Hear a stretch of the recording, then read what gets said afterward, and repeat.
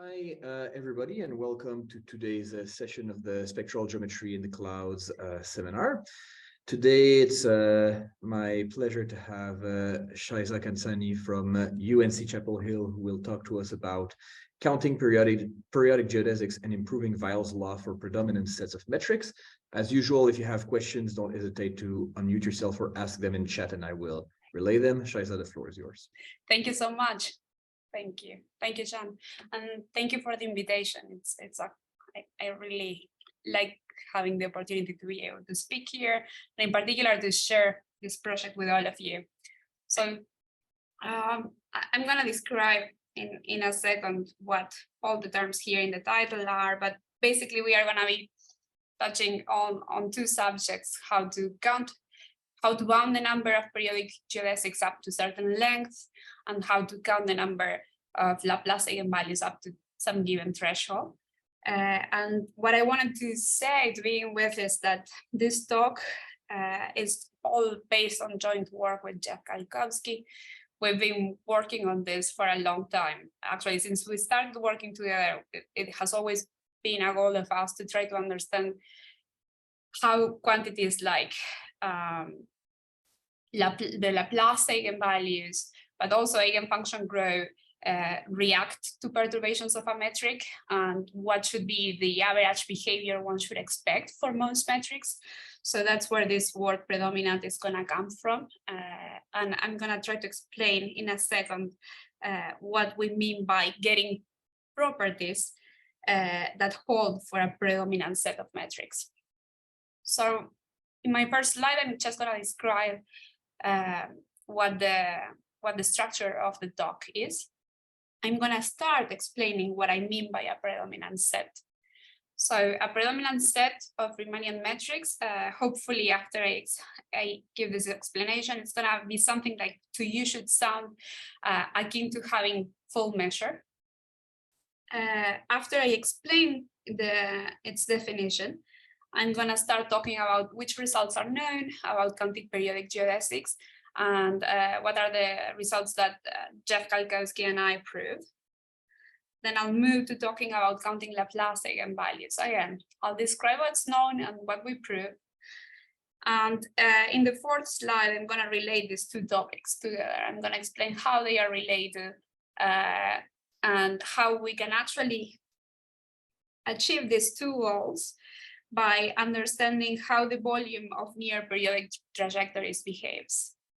Basically, if we can show that the volume of near periodic trajectories is small in a controlled way, then we are going to be able to get improvements on the remainder for the Weyl law, and also on the counting function for periodic geodesics up to a certain length.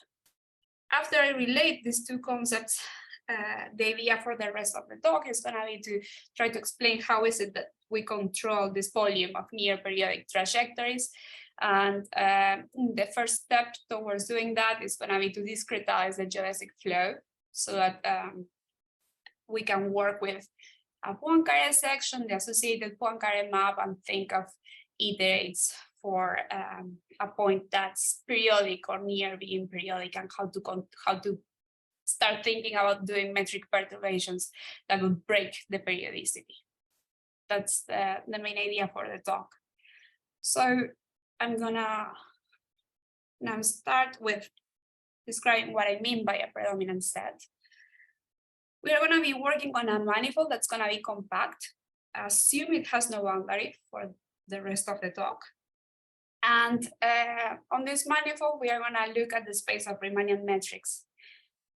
And for the purposes of this slide, even though it's way more general than this, you can think of this calligraphic G as the space of Riemannian metrics over this given fixed manifold that you have. What happens with this space is that it's an infinite dimensional space, and it's an open subset of a Banach space. So it does have a linear structure, but it's infinite dimensional. So putting, for example, an invariant Weyl measure that's non-trivial is impossible. And so, like saying something like, I want a property to hold with, like for a full measure set of metrics is meaningless unless we actually come up with a measure that we want to put on this space. For infinite dimensional Banach spaces, there are concepts out there that allow you to think of what are the analogs of saying full measure. For example, the notion of prevalence is one of them. But usually all these definitions, they rely on the fact that you have a linear structure in your space.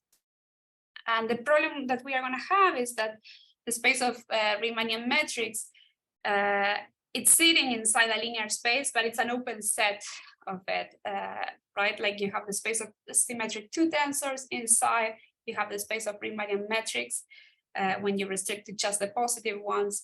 And so you cannot rely on the linear structure to define this notion of what it's going to mean in the end to work with full measure sets of metrics. So here it is, the definition that we came up with that generalizes the notion of prevalence that many people have worked with.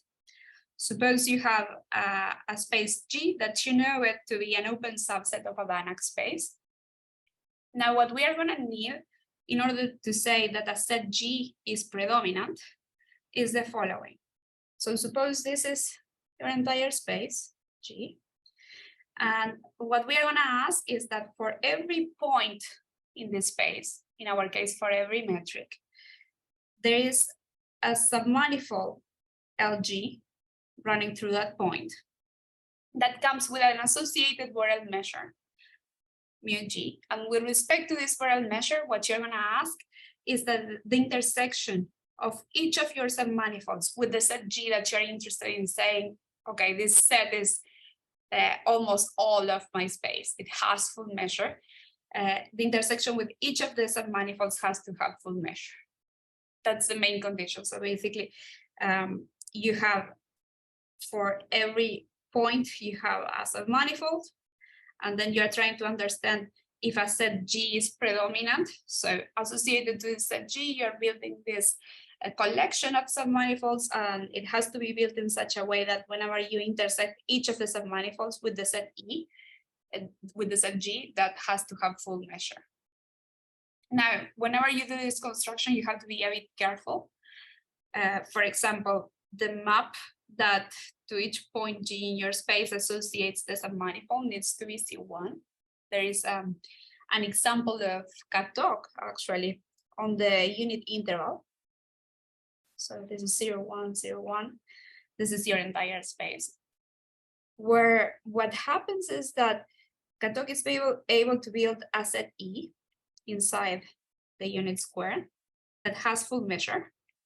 And at the same time, he builds this foliation of the square where, like, to each point G in the square associates a submanifold.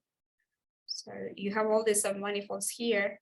They are actually analytic in the example that Katok builds. But this map, the map that associates to each point in the square as a manifold, it's only continuous in the point parameter. And so he's able to build this pair of set E and collection of submanifolds in such a way that even though the set E has full measure, the intersection of the set E with each of these submanifolds has at most one point.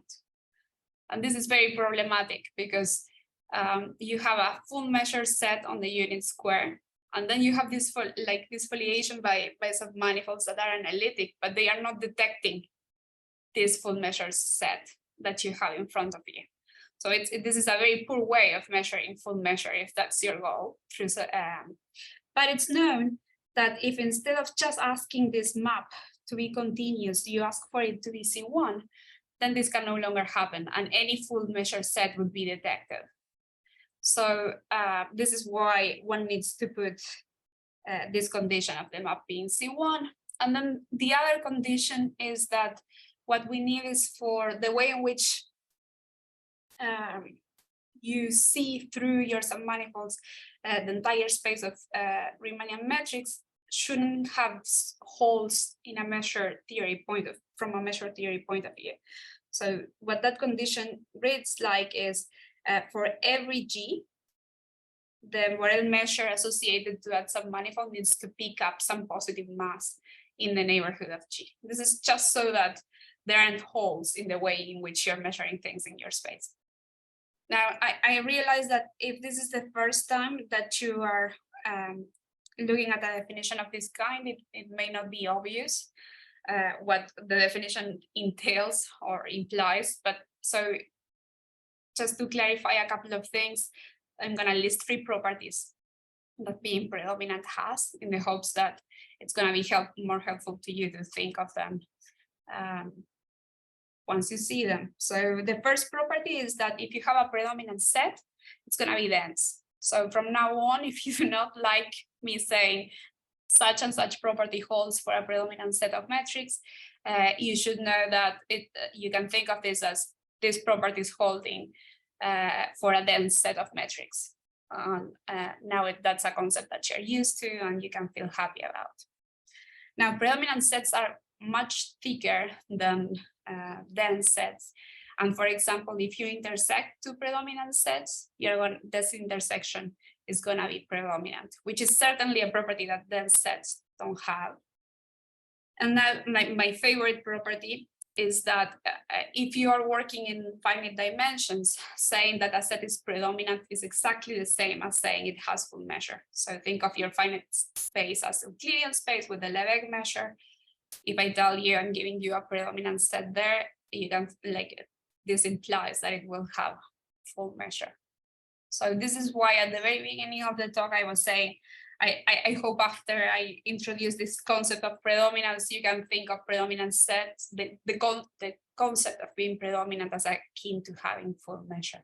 Of course, we are in infinite dimensions, so the statement itself is meaningless like that, but think of it as a generalization. Yeah, can I ask a thing, Yaiza? Yeah. So what's the when you have the linear structure, this notion of prevalence instead of predominance, how does it differ from this? What's the difference? This is an extension of that concept. Over there, the submanifolds are just linear spaces. Okay. And I thought that metrics were a convex cone in that space. So why does the prevalence notion can't? I mean, if it's in a convex cone, you can somehow. No, but the problem is when you're at the boundary, when your metrics stop being strictly positive. Okay. And they become symmetric to tensors that are no longer strictly positive, you start having problems. Okay. That's the main issue. Okay, thanks. All right, so now I'm gonna start talking about counting periodic geodesics. And again, the base manifold that we work on is compact, it has no boundary. And now what we are gonna do is introduce this function that's gonna count the number of primitive periodic geodesics for a metric G of length smaller than t. Those are the 2 parameters that I'm giving you. I'm giving you a Riemannian metric G on this fixed manifold. I'm giving you a number t. And now we're going to look at periodic geodesics of length smaller than t for that metric, for the geodesic flow generated for that metric. This word primitive here, what it means is that the geodesic can only go over its trace once. We do not count geodesics that are wrapping around themselves several times. We only count them the first time with this function. And I should first say that a good thing to be aware of is that if you're working, for example, on the round sphere, and you look at t's that are bigger than 2 pi, say, entire period, then what happens is that this function is automatically infinite. So it's not even gonna give you, let me write it again, what I'm trying to say. On the round sphere, this is not gonna give you back a number. So this function it's a delicate beast. It really depends, its behavior will depend on the space you're working on. But there are some results that are known about it. For example, if you're working on a manifold with negative curvature, Margulis in 1969 proved that the function actually gives you back for each t a finite number. And this is a number that's going to grow exponentially in t. So this constant here, h, it's actually known in this case. It's the topological entropy for the dynamical system generated by this metric g. And this squiggle here just means grows like. So there are two constants, C1 and C2, such that the function sits between the two constants multiplied by e to the ht. Now, there are generalizations of this result for manifolds with axiom A flows, and in particular, geodesic flows that are also due to Bowen from 1972. Yeah. Is it C exponential ht always integer number? Is it a what? If it's an integer, this is so. I'm just saying that this function, or perhaps I should have this function as a function of t is going to sit between these two numbers. So I'm not actually giving you an integer for each value of t. I'm just saying it's bounded between these two exponentials. Okay. That's what this notation means here. Okay. Thank you. Yeah. Okay. So for manifolds with anosov geodesic flow that's anosov, this is known too. And therefore, there are generalizations. If you work, for example, here I wrote for many metrics G with non-positive curvatures. What this really means is for what are called rank 1 metrics. These are metrics, Riemannian metrics with non-positive curvature that admit a rank 1 geodesic, in case you're curious. This is a result by Niebuhr from 1998. And in all these setups, you have this exponential growth for the number of periodic geodesics up to length t. Now, you may, like as I told you on the sphere, this function doesn't even give you back a number.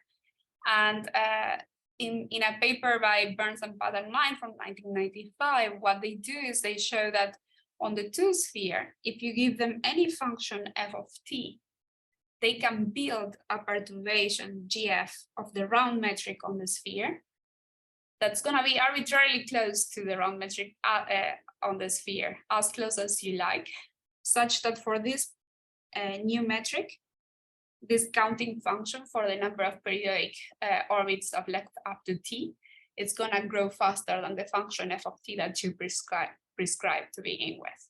So this function can be really badly behaved if the topology of your space has a, well, no, if the original geometry of the space that you're going to end up perturbing has tons of symmetries. Think of it that way, perhaps. So one would like to know how this function behaves for most G, say, if you don't impose all these geometric conditions, what is it that you get? And in that sense, it is a consequence of the bumpy metrics theorem due to Abraham and Anosov that the number of periodic geodesics up to length t is going to be finite for every t. And this is going to hold for what's known as a Baire-generic set of metrics. So countable intersection of open dense sets. And so from a topological point of view, it's known that for most metrics, the function is going to be finite. And a bit more it's known. Hingston in 1984 proved that this function as a function of t is going to go to infinity. It's going to grow. So as you let the length of your geodesics grow, Excuse me, yeah. Excuse me, I have a question. When you say Baire-generic is for what topology? CK topology, C1, C2? I think they need C-infinity, but I'm not. But I. CK for K large enough or something like that. I think yes. I think that you need definitely. I think you definitely need C2. Yeah. Let's say CK large enough. Yeah. Yes. Yeah. Okay. Yeah. Thank you. All right. these two results, right, are not necessarily what you need to expect to hold for most metrics, in the sense that remember that even in Euclidean space, you can have sets that are Baire-generic, but have measure 0. So from a measure theory point of view, this notion of Baire-genericity, it's far from being almost every metric. So one could ask then, okay, what happens for most of my metrics from a measure theory point of view? And there is a result that's quite recent, due to Contreras from 2010, that actually says that for now an open and dense set of metrics, so really this now is for most metrics, this function is going to be bounded below by an exponential that grows in t. And actually, because we know that the growth for metrics with negative curvature is exponential, and this result here holds for an open set of metrics, then what we know is that this lower bound is sharp. So this is the best one can do in terms of lower bounds for the counting function for primitive geodesics that are periodic of length up to t. And now what we ended up proving together with Jeff Galkowski is you can also get an upper bound for this metric. And so I'm going to read the statement with you slowly, but notice that the claim is that we are going to end up getting an exponential upper bound. Now this is raised to the power of t to the omega. So this is not as clean as one would wish. Let me explain what everything is here. So we are going to be working on a manifold. Nu is going to, so it's a C nu manifold with nu bigger than 5. We need at least 5 derivatives. And what we can prove is that we can find this constant omega nu. This only depends on your choice of nu and on the dimension of the manifold. And actually we can compute it explicitly. I'm not putting it here because it has a long formula and it's very far from being optimal. So there is no point in me sharing it with you here. You can check it out in the paper. But we can find this constant such that if you pick any omega above that number, there will be a predominant set of C nu metrics. And I'm calling this set G omega, such that for every point in G, so for every metric in this set, there will be a constant that gives you the upper bound, this stretched exponential upper bound. So now I'm telling you that the number of primitive geodesics of length up to t is growing at most like an exponential in t to the omega. Yeah, that's all I want to say for now about this result. We do believe that if one were careful, one could get close, one should be able to get close to 1 with this omega nu, but the methods that we have right now don't allow us to get near there. Okay. So what I'm gonna do next is I'm gonna sort of replicate this slide, but for Laplace eigenvalues. I'm gonna tell you what's known, and I'm gonna tell you what we were able to prove. Still work on a compact manifold, no boundary, and for the purpose of this slide, I need to tell you what the dimension of the manifold is. So we are gonna write n for the dimension of the manifold throughout this slide. The manifold is compact, so you have the Laplacian acting on it. The spectrum of the Laplacian is discrete. Think of all of its eigenvalues as being positive. Arrange them in increasing order. I'm gonna denote them because I can think of them as positive numbers. I'm gonna denote them as lambda j squared. This is gonna save me a ton of square roots in the bounds that I'm about to write. What else did I want to say? Okay, and they are repeated according to multiplicity. So the question here is, what does the Weyl law tell you? It tells you that if you count the number of frequencies that are below some given number lambda that you fix, then if for lambda large enough, this is gonna grow like lambda to the n, times some constant. This constant depends on the volume, Riemannian volume for the manifold and the dimension of the manifold that you're working on. This is the volume of the unit ball in Euclidean space, 2 pi to the n. The point is that the number of frequencies below lambda grows like lambda to the n up to some error term. And the question is, what's known about this error term? When Weyl was working on this on planar domains with a boundary, he got that this is indeed an error term. So this was like little low of lambda to the power of 2. He was working on the plane. But in general, what's known is that this error term grows at most like a constant times lambda to the n minus 1.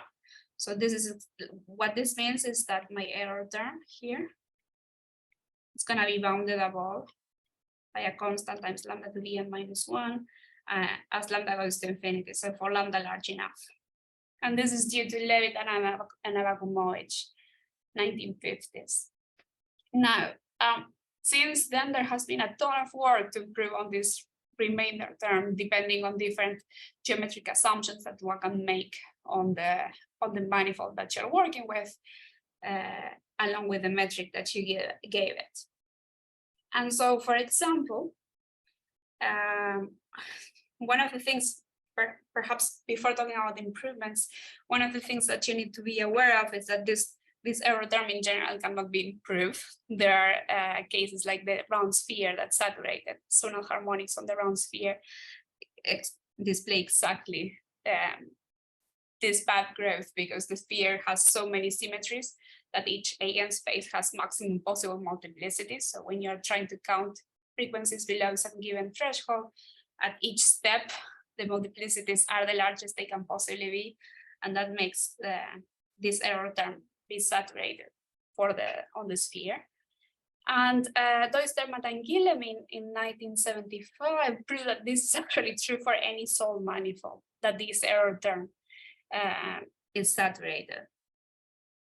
In the same paper, Doistermatt and Guillemin proved that if you ask your metric to be aperiodic, then this error term is actually going to be improved to a little o of lambda to the n minus 1. So let me explain what aperiodic means here in case you're not familiar with it. It just means that if you look at the set of all directions in phase space, so think of it as point direction, that yield a periodic orbit, this has to have Weyl measure 0 in total. So you put all the directions that give you back a periodic orbit. If the measure of all these directions combined is 0, then you say that the metric is aperiodic.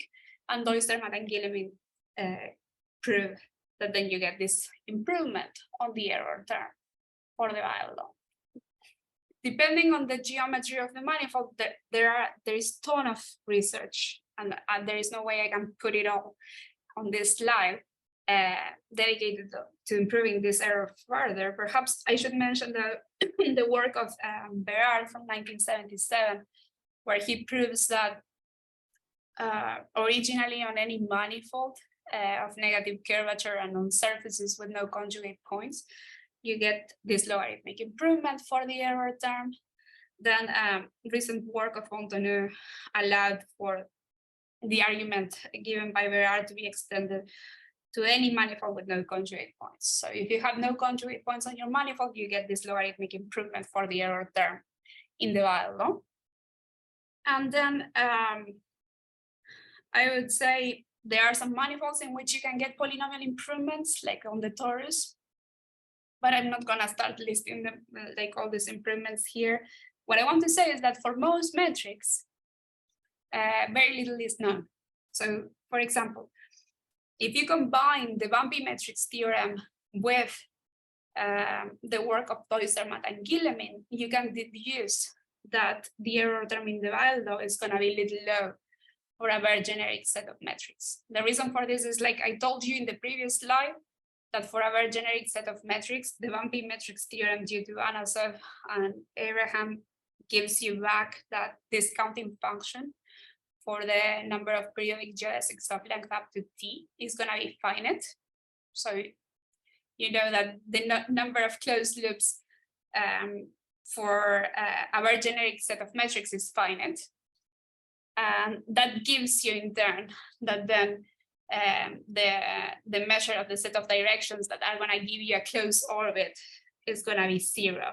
So you're going to be in a place where you can apply the Oyster-Martin-Guillemin's result and get very little low improvement for aperiodic metrics. So basically, you apply this bumping metrics theorem to get that a Baire-generic set of metrics is going to be aperiodic, and you get their little low improvement as a consequence.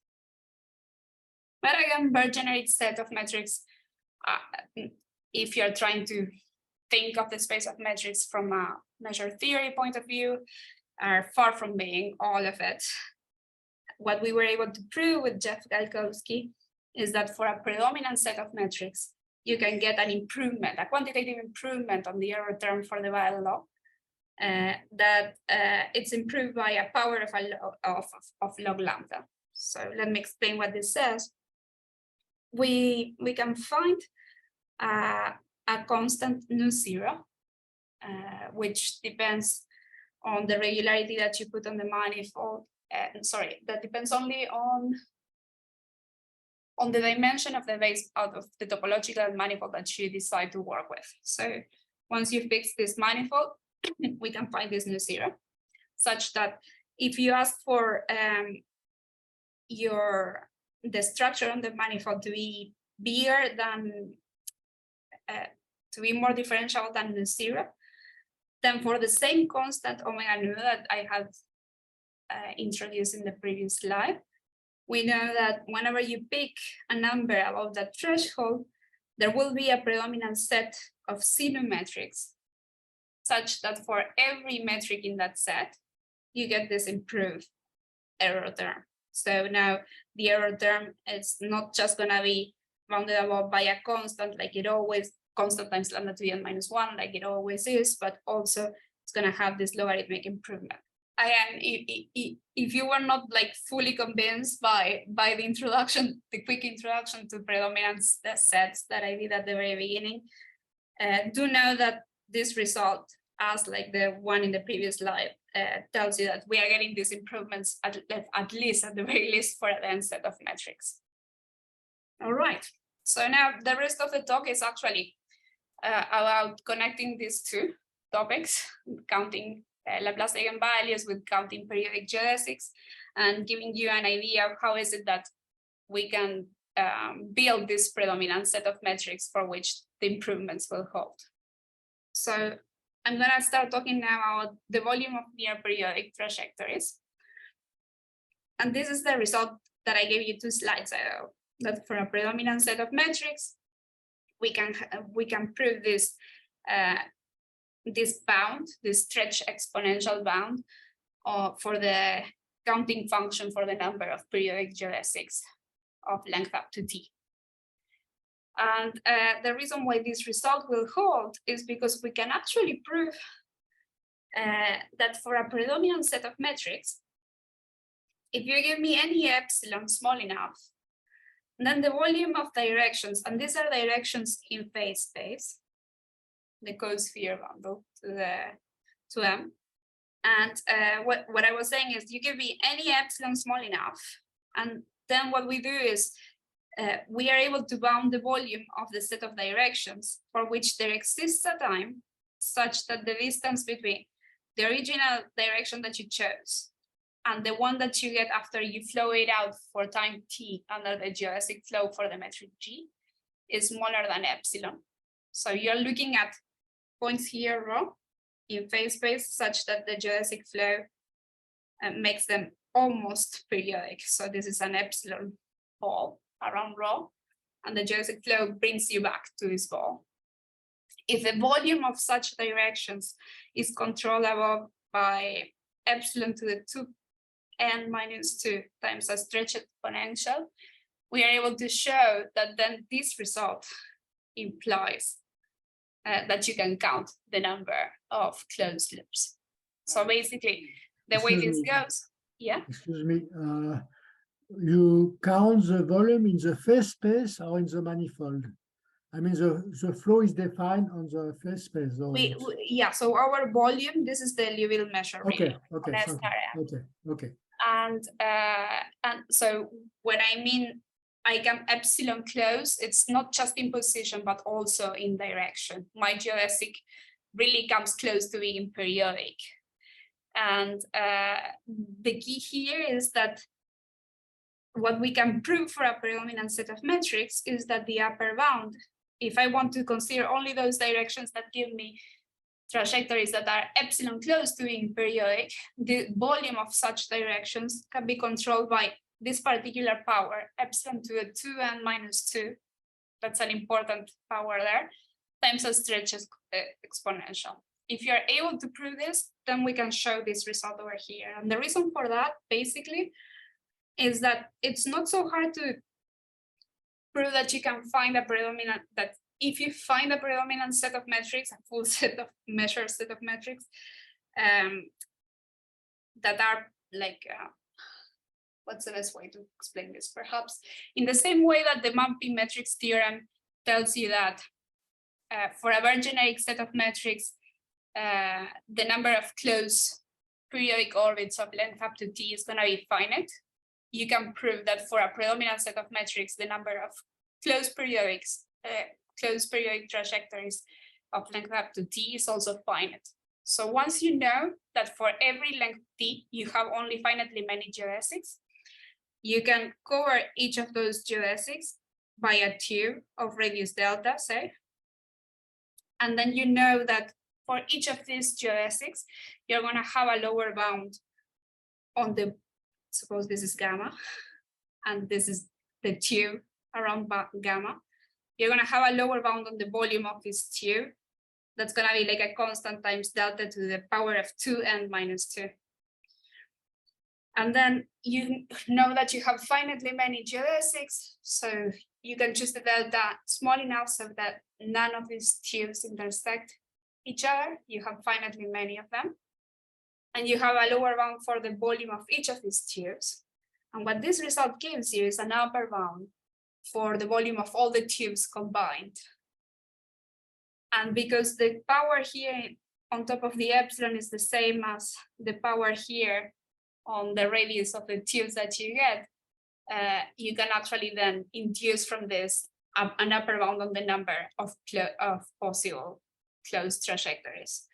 That's going to be of the form a stretch exponential in t, when t is the length of the geodesics up to which you're allowing yourself to count.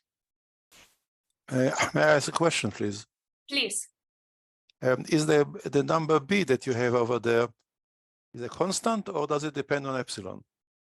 No, it's a constant, but I wrote b instead of c because it's a different one. Basically, what happens is that when you are trying to understand how can I say it? The supremum of the distance between rho and phi, t rho, say, when rho is in the tube for your geodesic, this is going to be bounded above by delta to the n minus to the power of 2n minus 2, yeah, times e to the constant, to some constant times t. So you need to use this in order to control the volume of all the tubes combined. And that's why this constant here is different from this constant there.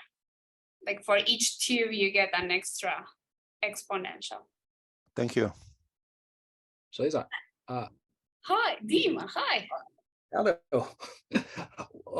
One silly question. If nu is growing, what happens to sigma nu? Is it growing as well, or? Oh yeah, dreadfully. Yeah. So so this, you're talking about the relationship between nu and this omega nu. Omega nu. Yeah. Sorry. Yeah. Yes, it is growing. It's growing polynomially. I see. Like this is why it's why I made the decision of not introducing it in this slide. It's a sad constant, the one that we are finding, and it's because of the method that we are using in order to perturb the metrics. we are perturbing them in balls that are getting smaller and smaller as you let the length of your geodesics grow to infinity. And so this imposes a very strict control on how regular these metrics need to be in order for me to control the perturbations. I see. So I see. yeah, it's not a happy constant. We do think one should be able to push it all the way up to 1 plus epsilon, but not with what we have right now. I see. And like for real analytic, is it at all useful to think about real analytic, or it doesn't help at all? And I mean, it's likely useful. We just did not try to think about this at all. We were like, any improvement that we can get on the Weyl law that holds for most metrics, it's gonna suffice for now. So we just went for it, and we didn't control any of the constants in our work. Yeah. I see. Thank you. Okay, but the main point here is that if you can control this volume, you can get this improvement. And in the same way, you can get the improvement for the Weyl law. And the reason for this is a previous work of Jeff Galkowski and myself, where we were able to get improvements for the Weyl law as long as we had like imposed some dynamical conditions on the metrics that you were working with. So basically, let me introduce the following definition, which is that of being T of R aperiodic. So T of R here is a function that needs to be decreasing and also needs to be controllable by logarithm of R inverse. And you say that a manifold paired with a metric G is going to be T of R aperiodic if what happens is that whenever you look within phase space to the set of all the directions that give you a trajectory that comes R close to being R periodic, that volume needs to be controlled by a constant divided by T of R. So let me explain a little bit more slowly what all of this means. So you look at all those directions R, rho, such that if you draw a ball of radius R around rho, and you flow out this ball under the geodesic flow, for some time t within T0 and Tr, this flow out needs to come back to intersect the ball. You're looking at all those initial directions now. If the volume of such initial directions is controlled by a constant divided by T of R, but this needs to hold as you let R go to 0, then we say that the manifold, along with the metric that you pair it with, it's going to be T of R aperiodic. And what we were able to do for T of R aperiodic metrics is to show that on the Weyl law, you're going to get, if the manifold is T of R aperiodic, you can get a T of 1 over lambda improvement for the Weyl law. So for example, if T, I don't know where I want to, sorry about that. I have no clue how that happened. If T of R is logarithm of R inverse equal to log of R inverse, then this result would give you a log lambda improvement on the error term for the Weyl law. And indeed, we can prove that manifolds with no conjugate points are going to be T of R aperiodic for this T of R. We can also prove it for non-trivial products of manifolds. Like if you have a non-trivial product of two manifolds, then it's going to be T of R aperiodic for this function, T of R. So for any non-trivial product of manifolds in that work from 2020, we get a log lambda improvement. And there are also results by, there is a paper by Lebesgue that says that there are certain classes of surfaces of revolution that are analytic, that if they are not solved, then are also going to be T of R aperiodic for this function. So for all these manifolds in this work here, we got an improvement.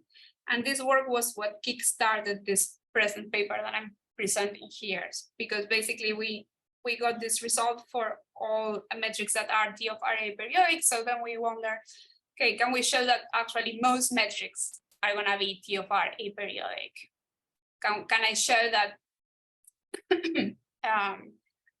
for example, near any metric that I may start with, I can perturb it so that near it, I'm going to find a metric that's going to be T of R aperiodic, and then get that this improvement held for a dense set of metrics? And the answer is yes. So what we are actually proving in this work, in the current work that we have, is that there is a predominant set of metrics for which the manifold is T of R aperiodic, but now for this function T of R. Instead of getting logarithm of R inverse, we can only work with logarithm of R inverse to the power of 1 over omega. Hence, we are getting this improvement here, logarithm of lambda to the power of 1 over omega in the Weyl law. So basically, the idea behind this result is once you reduce getting improvements to the Weyl law to this dynamical assumption, was to show, okay, the dynamical assumption holds for a predominant set of metrics. And the way we actually show this result is by proving this proposition, the same one that allowed us to get the bound on the count of periodic geodesics of length up to T. So if one can control the volume of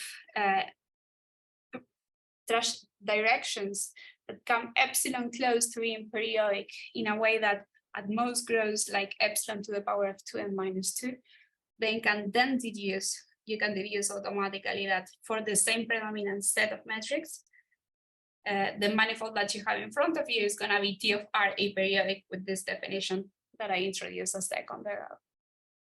And once you have that, then you get the improvement on the error term for the Weyl law. So this is basically what's behind our work. And I've been talking for 50 minutes now, so I think I will not be able to actually tell you how we build the set of predominant metrics. But perhaps I can say something very short, which is that like think of it as like trying to prove it for a dense set of metrics.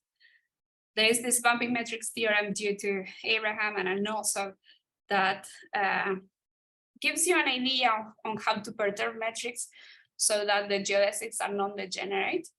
So basically what we tried to do was to not adapt the results because you can't directly, but our work is inspired by the proof of and also on how to shake the metric and perturb it so that the geodesics that come epsilon close to being periodic will actually stop doing that after you perturb the metric enough. I realize this is very vague, what I just said, but I don't have time to explain how we do the perturbations here. So I'd rather stop there. Thank you so much. Thanks a lot, Yaiza, for this talk. We have time for some questions, so you can either ask them, just unmute yourself or ask them in chat. Okay, I have a question. It's Yves. The way to go from T of R aperiodic to estimate of the remainder in a Weyl law is by using trace formula? If one can get improvements by using the trace formula? No, I mean, how do you prove that from T of R aperiodic, you get an estimate of the remainder in the Weyl law? Oh, you're asking about how we prove this? Yeah. Okay. Yeah. No, so this work relies on how to introduce it. So for a while now, Jeff Galkowski and I, we were trying to understand how to control eigenfunction growth at a point. And in order to do this, we developed this like way of decomposing the function into what we call geodesic beams. So basically, Yeah. you start studying the eigenfunction that you want to study, and you localize it to small tubes, tubes around the geodesic. And these tubes have radii that are shrinking with the frequency of the eigenfunction. And basically, for the growth of the eigenfunction at a point x, you control that value by understanding how these tubes are going to propagate under the geodesic flow. And basically, if these tubes are non-looping, if they don't come back to intersect themselves for time, say log lambda, then you can get logarithmic improvements on the value of the eigenfunction at the point x. Now, this thing that we did for eigenfunctions, we actually proved it for quasimodes of the Laplacian. So you can do the same decomposition for the quasimode, and you can get improvements on the value of the quasimode at a point x. And the way in which we are proving this improved error term in the Weyl law is by thinking of the spectral projectors when restricted to windows, say from frequency lambda to lambda plus something, as a quasimode for the Laplacian. And then we are getting this logarithmic improvement by understanding how this quasimode, when restricted to each of these geodesic tubes, is gonna what their L2 mass of each of these tubes is gonna behave like once you propagate it. So actually, we don't use parametrics or anything to prove this result. It's mostly about controlling the values of quasimodes at a given point by understanding what the geodesic flow through that point is doing. Okay. Did you try to do it using a wave equation and parametrics for the wave equation or not? No, we didn't. But actually, like right now, we are thinking that if we want to get improvements that are better than powers of logarithms, that's gonna have to be the way. Okay. So we may have Because to if you look at the trace, you look at what happened also if x is close to y and something like that. So yeah, and yes, and then not one very can get far from what you do. No, I agree. But so far, it hasn't been our approach. Your kind of localized state is very close to having a parametric for the wave equation by superposition. So it's very close. Spirit it's the same. I agree. It's just that in order to push this further, we would need a parametrics that holds like 4 times longer than log lambda. Yeah, I know. That's many. Right now, that's a bit of a problem. Okay. Thank you. Thank you for your talk. It was very nice. Thank you. Thanks, Eve, for the question. We have other questions for Yaiza. So maybe I have a question. Yes, yes.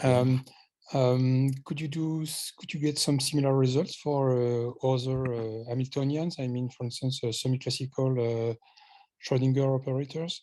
Likely, but we okay, let me put it this way. So the methods that we are using here to get, for example, bounds on the Weyl law, they can definitely be applied to more general operators. You need them to be pseudo-differential operators that are self-adjoint. And then instead of working with the geodesic flow, you work with the Hamiltonian flow associated to the principal symbol. Now, this one, and basically this result here, the way in which we are perturbing. Sorry, we've lost your image, so you're. I'm like certainly. This control that we have on the volume of the trajectories that are epsilon close to being periodic. This control on that volume definitely relies on the structure of the geodesic flow at the moment for us. We did not try to work with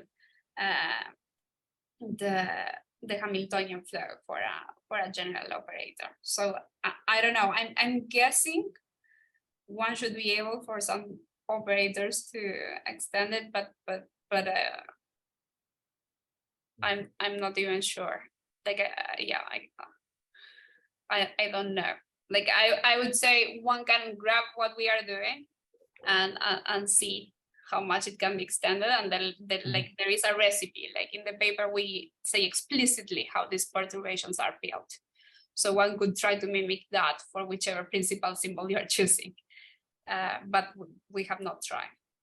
Thanks a lot for the question. So I have a question myself, and so have you thought about applications to different things than spectral geometry of this? Because it seems that it's a very general result that should somehow be see other applications than just the eigenvalues of the Laplacian, this size of sets of periodic geodesics.